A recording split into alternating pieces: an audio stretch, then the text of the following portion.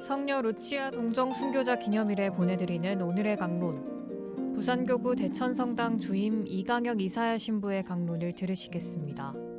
오늘 복음은 마테오복음 21장 23절에서 27절까지의 말씀입니다.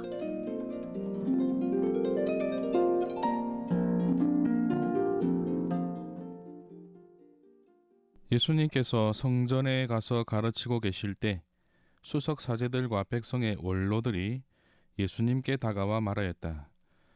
당신은 무슨 권한으로 이런 일을 하는 것이요? 그리고 누가 당신에게 이런 권한을 주었소? 그러자 예수님께서 말씀하셨다. 나도 너희에게 한 가지 묻겠다. 너희가 나에게 대답하면 나도 무슨 권한으로 이런 일을 하는지 너희에게 말해주겠다.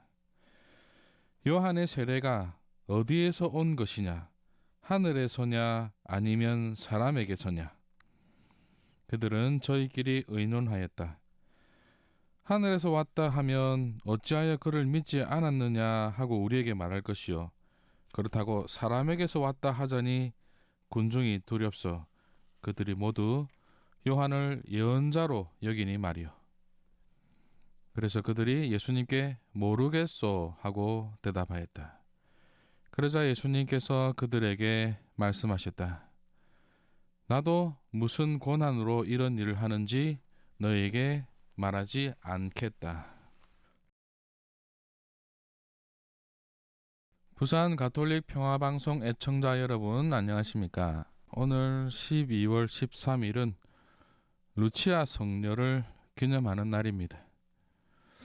기원 후 300년경 이탈리아의 부유한 귀족 집안에서 출생한 루치아 성녀는 부모님의 영향을 받아 어릴 때부터 신앙심이 아주 두터웠다고 합니다. 어느 날 병고에 시달리던 어머니와 함께 아가다 성녀의 묘소를 참배하면서 어머니가 앓고 있던 병이 치유되기를 청하는 기도를 드리고 있었는데 그때 아가다 성녀의 발현을 체험합니다. 소녀 루치아에게 발현한 아가다 성녀는 어머니 병은 낫게 되겠지만 장차 루치아도 당신처럼 순교하게 될 것이라는 예언을 전해주었고 그때부터 루치아는 자신의 삶을 전부 그리스도께 봉헌하기로 결심하고 스스로 동정서원을 했다고 합니다.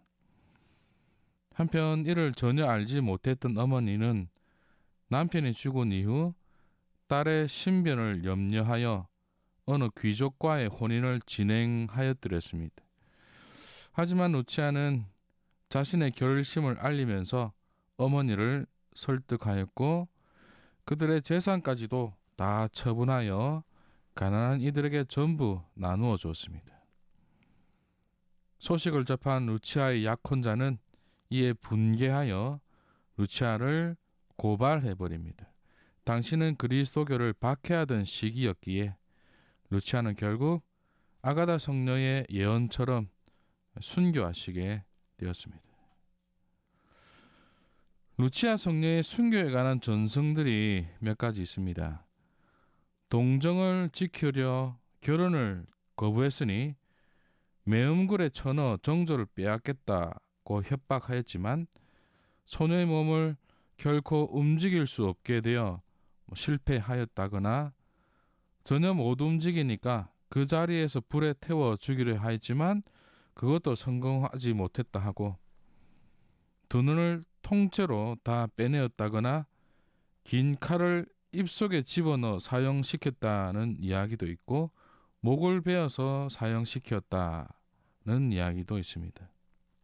고문 중에 눈을 뽑았다는 이야기가 그 중에서도 많이 알려져 있고 또 성인께서 살아생전에 맹인들에게 자신의 눈을 주고 싶어 했다는 이야기도 있어서 그런지 루치아 성인은 눈과 관련된 병을 앓는 이들의 수호 성인으로 공경되고 있으며 눈을 따로 들고 있는 모습으로 성화가 그려지기도 합니다.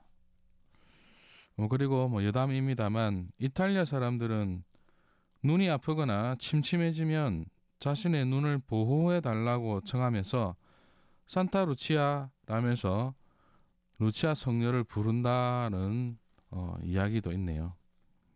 어쨌든 루치아 성인께서는 어린 나이였지만 벌써부터 하느님을 자기 주변에서 찾아낼 수 있는 마음의 눈을 지녔었고 평생 동안 그 자그마한 섬 밖으로 벗어나지도 못했지만 누구보다 넓은 영성을 살아냈으며 가녀린 소녀의 몸이었지만 입에 담기조차 힘든 그 박해의 고통들을 고스란히 다 받아들였던 너무나도 강인한 정신을 지녔던 분이셨던 것 같습니다. 언제든 어떤 모습이든 또 어떤 방식과 어떤 상황 속에서든 늘 우리를 찾아오시고 곁에 머무시는 주님을 제대로 잘 발견하고 알아볼 수 있는 신앙의 안목을 루치아 성녀의 전구와 함께 청해봅니다. 루치아 성녀의 이름처럼 눈처럼 반짝반짝 밝게 빛나는 하루 되시길 빕니다.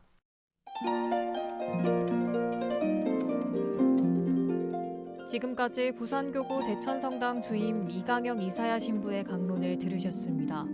내일도 이강영 신부의 강론이 이어집니다. 오늘의 강론 공인회계사 임만섭 바오르 형제님과 함께합니다.